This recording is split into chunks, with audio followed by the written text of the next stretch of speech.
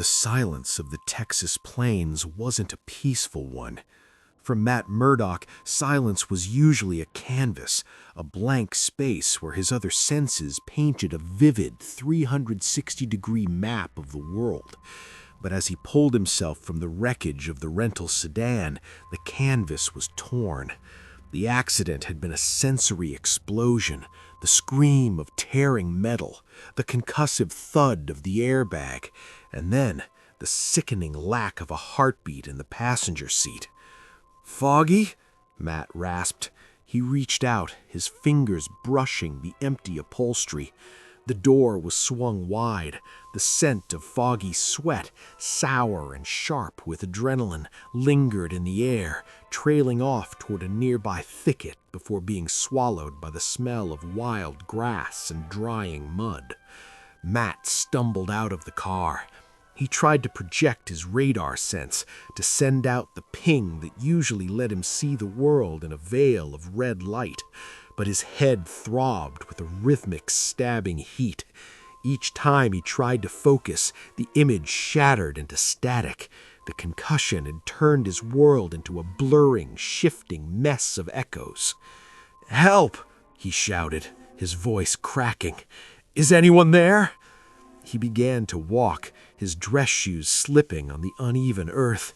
He pushed through a wall of tall, dry corn stalks. He could hear something, a heavy, rhythmic dragging sound. He turned toward it, his heart hammering against his cracked ribs. Then the world shifted. A massive displacement of air moved toward him. A shape loomed, vast, lumpy, and smelling of rancid fat and gasoline. In Matt's flickering mind's eye, the figure was a distorted mountain of flesh. Just as his knees gave out, his failing radar caught a glimpse of a face that felt wrong, hick, dead, and stitched together with coarse twine. Matt hit the dirt, the blackness finally claiming him. When Matt woke, the Texas sun had long since dipped below the horizon.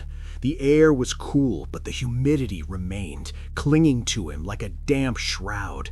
His head felt like it had been split by a wedge, but the urgency in his gut overrode the pain. He was still by the car. They had left him there. Why? Maybe they thought he was dead. Maybe they were busy with Foggy. Matt crawled to the trunk. With trembling hands, he felt for the hidden latch in his duffel bag. He pulled out the suit, the red, high-density weave of the devil of Hell's Kitchen.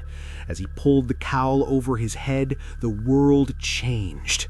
The reinforced sensors in the suit helped stabilize some of the sensory noise caused by his concussion, but his radar was still glitchy, flickering like a dying candle in a windstorm. He couldn't see the horizon, but he could smell the destination, a thick, cloying odor of a slaughterhouse that shouldn't be here, miles from the nearest town. He began to run. He moved through the brush, his boots barely making a sound. He followed the trail, not a visual one, but a path of broken twigs, the lingering scent of Foggy's fear, and the distant, low-frequency hum of a generator. The structure was a massive, decaying barn. To Matt's ears, the building groaned like a dying animal. He scaled the outer wall, his fingers finding purchase on the rotting wood, and slipped through a high window. Inside, the air was a nightmare. The smell of old blood was so thick he could almost taste it. He crouched on a crossbeam, trying to filter the chaos. Below him, a heartbeat. Thump, thump, thump, thump. It was fast, terrified. "Foggy," Matt whispered. He could hear his friend breathing through a gag, his pulse racing at a dangerous speed. Then another sound, a heavy, wet footstep, a grunt, and the metallic clink of a chain. Matt didn't wait. He dropped from the rafters, his billy club snapping into his hands. He landed silently, but the displacement of air alerted the giant. "Roar! Rip! Rip! Roar!" The chainsaw exploded into life. To a man with Matt's hearing, the sound was like a physical blow to the head. The roar of the engine shattered his radar sense completely. He was suddenly blind in a way he hadn't been since he was a child. The sound was a wall of white noise that drowned out everything else. Leatherface swung. Matt felt the heat of the blade and the vibration of the air as the saw missed his chest by an inch. He dived to the left, rolling across a floor slick with what felt like grease and gore. He couldn't see the giant anymore. He could only feel the vibration of the heavy boots on the floorboards. "Foggy, stay down!" Matt yelled, though he couldn't hear his own voice over the mechanical scream of the saw. The saw came down again, a vertical strike. Matt stepped inside the arc, his senses screaming. He drove a billy club into the giant's ribs, a strike that would have dropped a normal man. Leatherface didn't even grunt. He dropped his shoulder and rammed into Matt, sending the ninja flying across the room. Matt smashed into a rack of hanging metal tools. Saws, hooks, and knives rained down on him. The giant loomed over him, the chainsaw idling with a hungry, guttural growl. Matt realized he couldn't fight the saw. He had to kill the noise.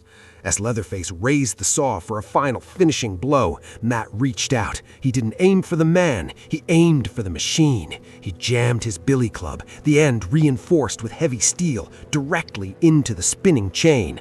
The result was a catastrophic mechanical failure. The chain snapped, whipping back and gashing Leatherface's arm. The engine seized with a violent metallic shriek and died. Silence fell. It was a vacuum, a sudden emptiness that allowed Matt's radar to snap back into place for a precious few seconds. He saw the giant. Leatherface was staring at his broken tool, a whimpering, childish sound coming behind his mask of skin. Then the whimper turned into a howl of pure, primitive rage. He threw the useless saw aside and lunged. This was Matt's territory now. Leatherface swung a massive fist. Matt ducked, the movement a blur of red. He delivered a stinging jab to the giant's throat, followed by a double strike to the solar plexus. Leatherface staggered back, but his sheer mass was his greatest armor. He grabbed a heavy sledgehammer from a nearby table and swung it in a blind, horizontal arc. Matt sensed the weight of the hammer displacing the air. He backflipped over the strike, his boots catching the edge of a meat processing table. He used the momentum to launch himself at the giant's head. He wrapped his legs around Leatherface's thick neck and unleashed a flurry of strikes to the temples. Leatherface roared, spinning in circles, trying to grab the devil on his back. He slammed himself backwards against a support beam, trying to crush Matt. Matt took the impact, his ribs screaming, but he didn't let go. He reached around and jammed his thumbs into the pressure points behind the giant's ears. The giant's nervous system momentarily overloaded. The giant's knees buckled, and he crashed to the floor with a sound that shook the barn.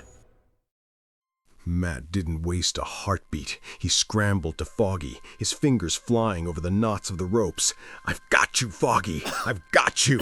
He sliced the gag off. Foggy coughed, gasping for air. "Matt, is that the suit? How did you find me?" "I followed the smell of your cheap cologne," Matt joked, though his voice was thick with pain. He hauled Foggy to his feet. Across the room, the giant was starting to moan, his massive limbs twitching as he regained consciousness. "We have to go," Matt said. He could hear more heartbeats now, distant, coming from the farmhouse on the hill. 3 of them. One was old and erratic, another was fast and light, and one was heavy and steady. "Can you run?" Matt asked. "For you, I'll sprint," Foggy panted. They burst out of the barn into the Texas night. Matt could feel the vibrations of the oncoming family in the earth, the distant glimmer of flashlights he couldn't see, and the vast, terrifying emptiness of the fields. He didn't have his radar at full strength, and his body was broken, but he had Foggy.